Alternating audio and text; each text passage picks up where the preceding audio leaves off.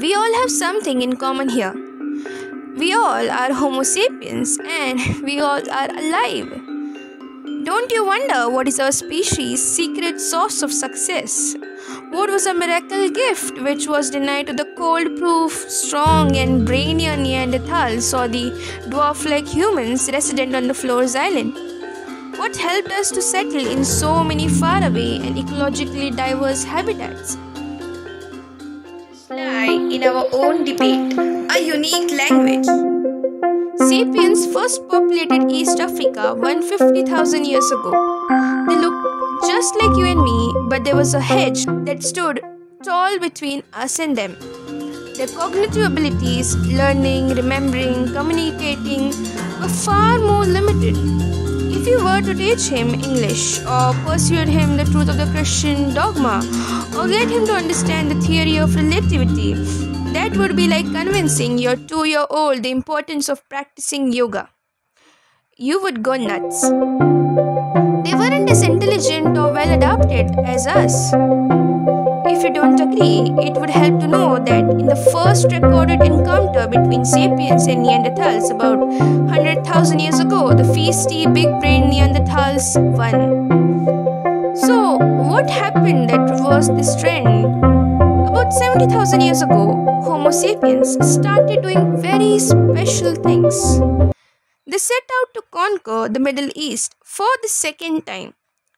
This time they drove away the Neanderthals not only from the Middle East but from the face of the earth. About 45,000 years ago, they somehow crossed the open sea and landed in Australia, a continent hitherto untouched by humans. The period from 70,000 to 30,000 years ago witnessed the invention of bows and arrows, needles, boats and oil lamps. The first forms of art came to life in this era. The saddle lion is an iconic example. Now if you were to meet the artists of this particular creation, you would understand their language, their culture, the tactics they used to survive, and of course, the story behind the Lion Man. Conversely, you could explain them the triple-decker night bus in the Harry Potter with the witches napping inside, or the theories of evolution Charles Darwin brought to light.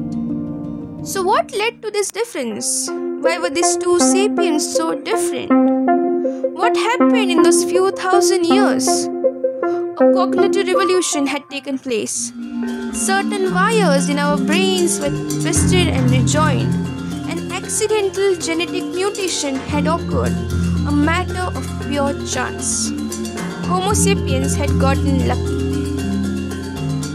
The consequence of the mutation was the evolution of the new sapiens language, a tool that enabled us to conquer the world. But there comes a question here. This unique sapien language was not the first one, nor the first vocal one. Bees and ants speak in a pretty sophisticated manner, and the parrot can repeat any word that a sorcerer can. What then is so special about a language, a secret sauce? One of the most common answers is that our language is amazingly supple. We use limited sounds and signs to produce a myriad number of sentences, each with unique meaning. A green monkey, for example, can yell to his comrades, "Careful, lion." We, on the other hand, can lace out every tiny detail of its position, his movement in the specific area, its actions. We can say, "Did you know, in the morning near the V bend of the river, a lion was chasing a herd of bison?"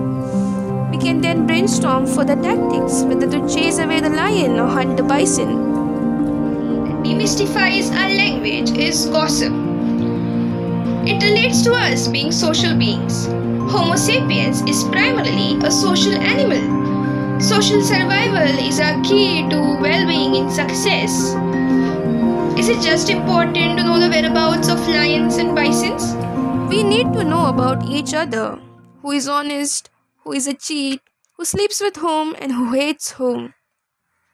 The amount of information that one must gain and store to track the dynamic relationships of a handful of individuals is staggering. A total of 1,225 one-on-one relationships formed in a band of 50 individuals and countless complex social combinations. Apes, one of our closest relatives, show keen eye for social information, but they have trouble gossiping effectively.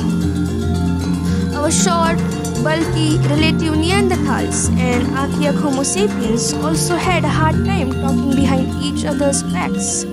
A very maligned ability turns out quite important for cooperation in large numbers.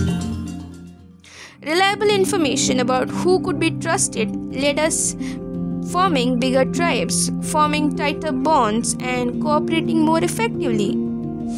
The gossip theory, mind you, is not a joke. Numerous studies back it up. Just recollect the last WhatsApp chat you had or the last call you attended. Most of our conversation forms gossip. It is what comes to us naturally. Engineers don't talk of turbines during lunch breaks, and our dinner is not filled with the paradoxes of Einstein's theories.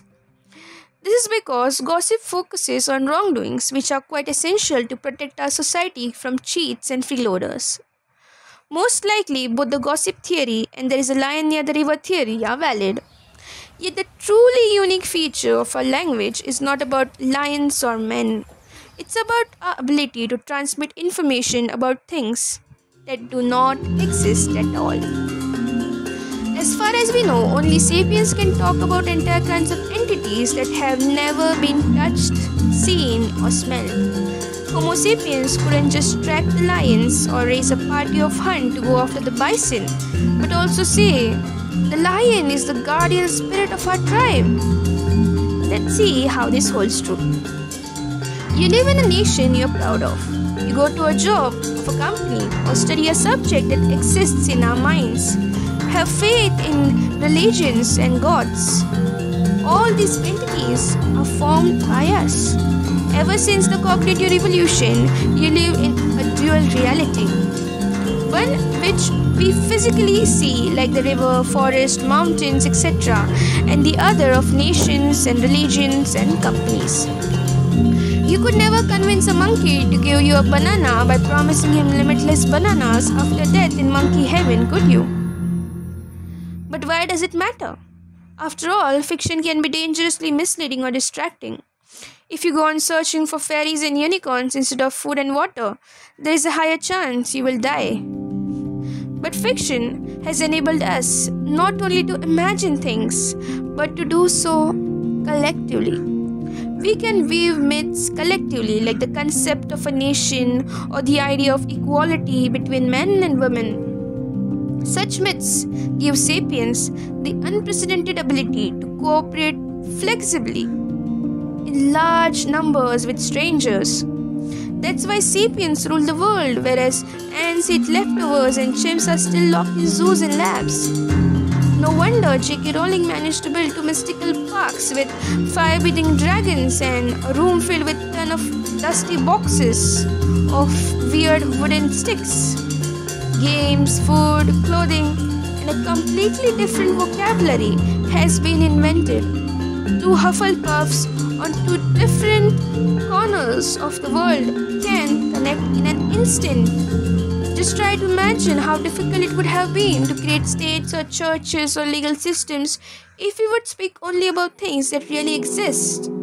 It is hard to convince millions of people to believe particular stories about gods or nations or limited liability companies. But when these stories are given shape, when people believe in them, it enables millions of strangers to cooperate and work towards common goals. There lies a secret sauce.